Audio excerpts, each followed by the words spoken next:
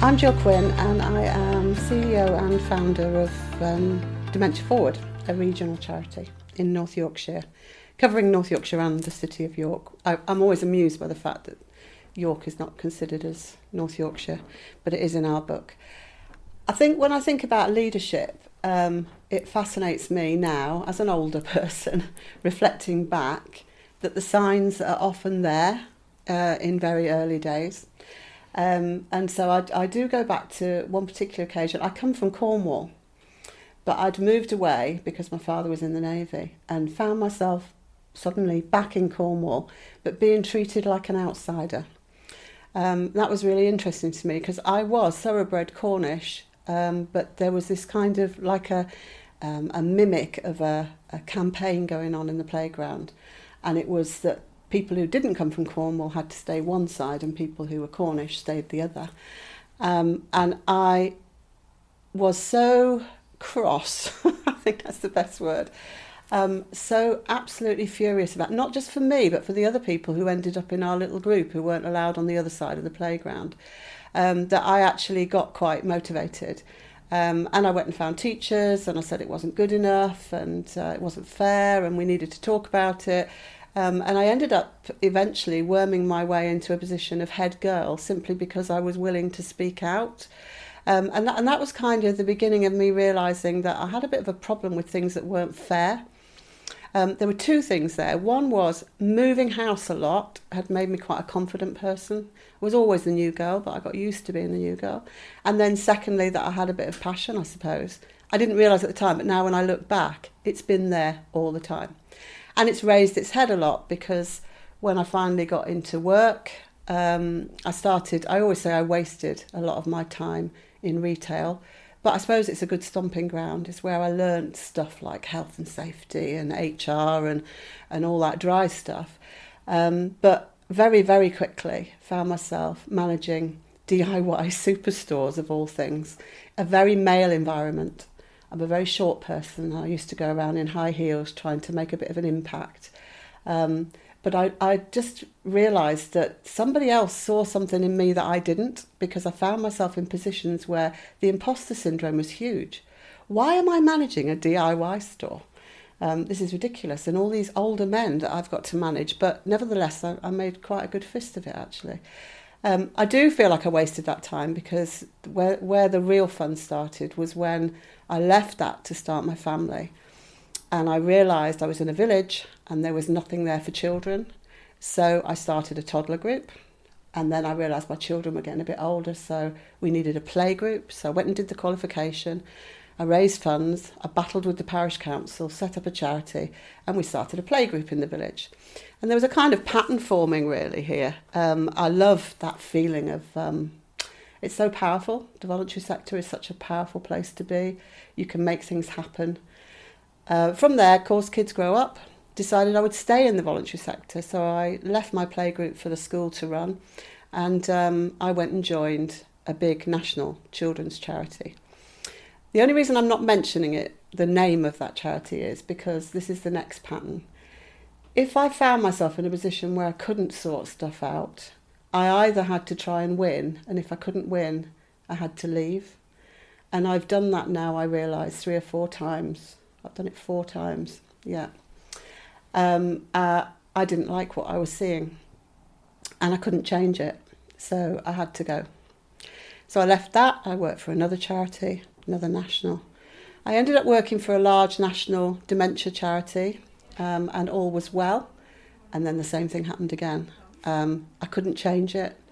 It didn't fit with what I believed in. I'm not saying I'm right all the time, but I just thought I could see a better way. And this is how Dementia Forward was born. And it's a rather beautiful story, really. This is my once upon a time bit. Because I actually was going to leave because I was so angry.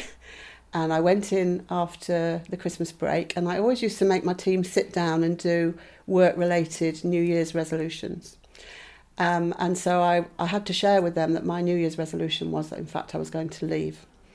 And I wish we'd recorded the conversation, because within about 5 minutes, somehow or other, the team I was sat with, 7 of us, had decided, well, why don't we just do this ourselves? We know what we're doing. We know what's wrong. So therefore, hopefully we can work out how to do it right. And the idea of Dementia Forward was born. And I love telling this story because a lot of it is quite personal. So for instance, my youngest son at the time was 16 and he designed the logo. The colours, yellow and green, came about because we all, 7 of the team who decided to hand their notice in all together, went on a lovely walk in the countryside, and it was the spring and the daffodils were out. We were talking about our branding and we ended up with yellow and green, and that has stuck. Passed that to my son, he made the logo. My brother, who lives in Chelmsford, was into marketing. He started to draw up all the leaflets. It became a little bit of a family affair. But those other 6 people were quite amazing because we all took a risk. You know, we had mortgages and families and husbands and wives who probably thought we were bonkers. But we did it. So that was in 2012.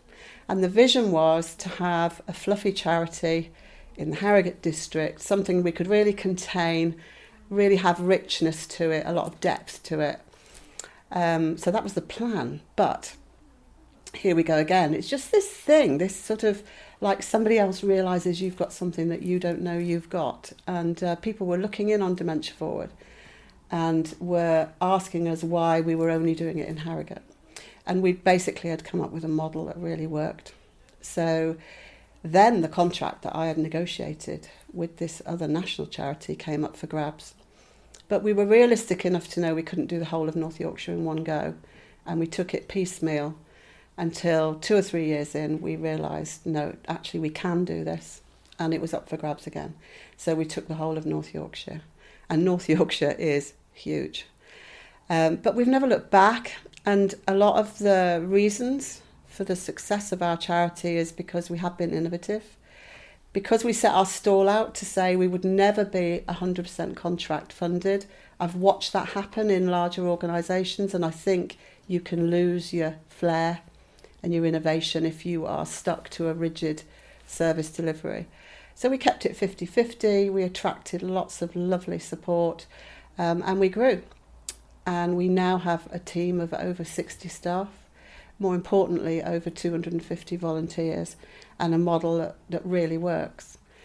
And it didn't stop there. There was a turning point for me as a leader when finally, instead of sort of thinking, this is weird how people think I can be a leader, we won the King's Fund Impact Award. And I found myself in London, and they really look after you at the King's Fund. I felt like we were treated like royalty. I went down with one colleague. We were there for the awards ceremony, and we started to get some leadership training, and it was so inspiring. But also I did sit there thinking, oh yeah, I do that. Oh yeah, no, that's what I do. And I think it's a personality trait. That's what I've decided, that if you have it in you, then you have to be a leader. And therefore, if you can't lead, then you do have to walk. And in my situation, it meant that I had to start a charity because I could see the light, and I couldn't. The box I fit in, I suppose, is leadership. I built a fabulous team. I have to start thinking about future-proofing. I'm in my 60s now, properly retirement age next year, so I won't be retiring next year, but need to give it some thought. So I built a brilliant team around me, but I called them the management team, and then as part of the award, we got some fabulous training.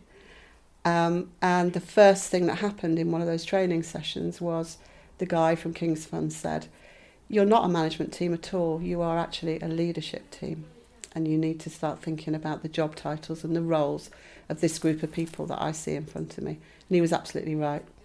So we've carved up all the responsibilities of the charity, and now it is an absolute joy to watch other people becoming leaders and moving into their leadership roles. So I never knew what leadership really meant until fairly recently, even though possibly I've been doing it since I was in the school playground, which is quite interesting. And now, in my wise older years, I look in and I see other leaders. And I love that. I love the idea that there are other leaders around me that I can hopefully inspire in the same way that I've been inspired. So yeah, Dementia Forward, I think, will live way past my time.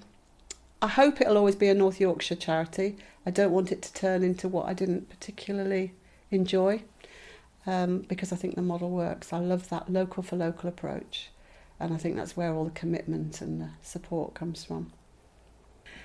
So that's me. That was my once upon a time story. But there is something I want to say before I sign off, and that is reflecting back on the fact that I feel like I wasted a lot of years in retail, and then arriving in this comfy place where I really feel at home in the voluntary sector. I'd like to think when I am retired, and I talk a lot about retirement at the moment, and I'm sat by the fire with my feet up, that there are lots of other people entering the voluntary sector and keeping it alive. And of course there will be, but what I'd really love is if we took it just that little bit more seriously at school age level. Nobody ever suggested that there could be a career in the voluntary sector, and there's such a place for really inspired, innovative leaders in the voluntary sector. They can do really good stuff.